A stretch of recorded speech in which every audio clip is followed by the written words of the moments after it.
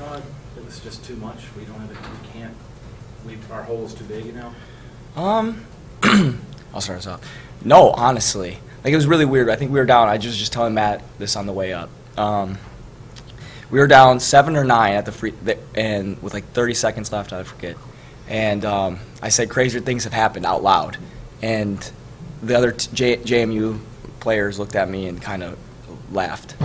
And you know, I guess you just always got to keep believing, and that's one thing that this team does day in and day out, and it's just pretty lucky at the end of the day. Yeah, I mean, when Nate fouled out, I kind of told everybody, like, we got to believe more than we've ever believed that we can come back and win this game. I mean, Paul came in and played great. He knocked down a big shot.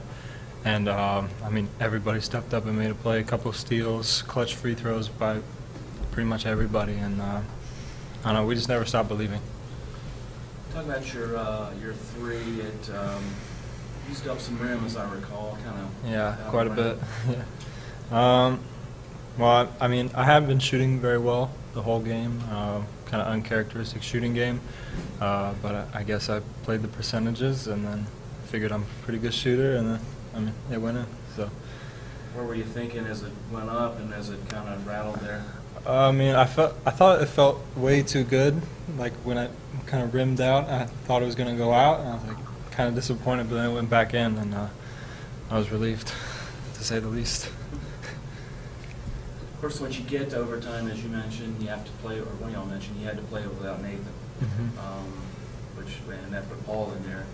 But you guys, how much of a confidence thing is that to win a 5-minute game there without him?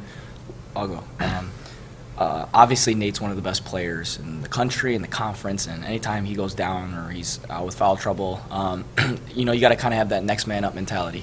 And I think Justin Pierce did a great job of rebounding the ball when Nate wasn't in. Paul had some really big, maybe not necessarily rebounds, but he was tipping the ball out, and other people were coming down with the rebounds. So yeah, it gives us a great deal of confidence knowing that we can pull something off like that without Nate. But of course, we'd much rather have him in the game. Yeah, I mean, their two big men, I think, also fouled out as well, so that kind of helped us inside on the paint, like not having to like kind of go against their size. And I think that kind of equalized it a little bit once Nate fouled out for us. That kind of, like y'all kind of charmed right now in a way. If I picked y'all when 18 start the season and all that mess, here you are looking at 5-0, doing this kind of thing. Yeah, I mean, we understood where they were coming from. I mean, losing Daniel, Omar, and then 2 other transfers, so 4 starters in total. But I mean, before the season, we always told each other how much we believed in each other and how good we were.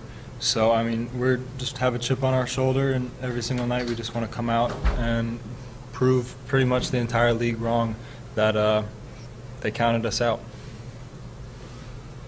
Can you just talk about your ability to get the free throw line? Obviously, you guys didn't shoot it as well as typically this team does from the field, the three-point line especially, but 92% from the free throw line to make 33. Just the importance of getting to the free throw line and then being able to knock them down. I think the way the game was trending, free throws were inevitable. So once we got into the bonus, the coaches kept preaching, stay aggressive. So we started, like Nate was 12 of 12. I think I was 8 of 8, and we practiced a lot. We practiced shooting a lot. So we just got to have the confidence in each other and ourselves just to get up there and knock down the free throws. David, you've played with Connor for a few years. He has this reputation as a shooter, which he certainly deserves. Having a great game tonight, comes up with a couple of huge steals down the stretch. What does that say about his development as an all-around player? I'll tell you what, Connor has really come into himself in this year. Obviously, you can see he has really, really gotten better defensively, and he's not just a one-dimensional player anymore, like you just mentioned. And I couldn't be happier for him. So it's just really exciting to see a guy that when shots aren't going in, that he picks it up that much harder on the defensive end. He gets those big, like he had that big block at the end of the game, and then it was our ball and iced it. Just things like that. He's playing phenomenal, and we obviously have a lot of confidence in him that he's going to keep shooting well no matter what next game. So it's really not a big deal, but as long as he keeps doing this other stuff, it's incredible, and he's a huge part of our team. Anything else? Your first drive in overtime, Talk about how that was great for you and also a momentum bringing into the overtime and just taking at 14 points in the overtime to take the win.